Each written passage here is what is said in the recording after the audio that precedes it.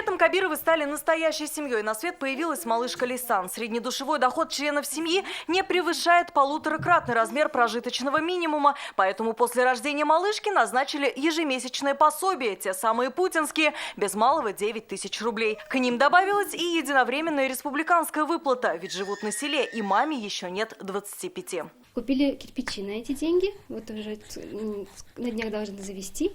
И вот на следующий год, дай бог, построимся. Распаковывать игрушки и играть в них только вместе. В семье Гариповых так принято. У Айсулу и Раиля 5 месяцев назад родился третий малыш. Единовременную республиканскую выплату в 100 тысяч рублей потратили на давнюю мечту. Мы уже давно хотели съездить отдохнуть со всей семьей. Вот, съездили.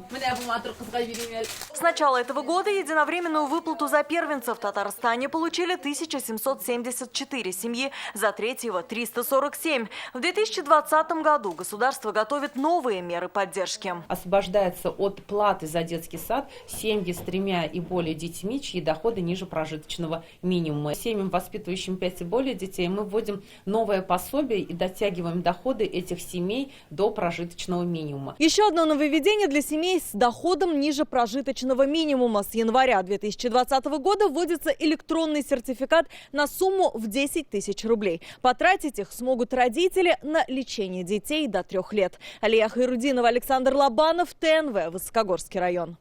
Смотрите все новости дня, программы и фильмы в наилучшем качестве на YouTube-канале ТНВ. Подписывайтесь.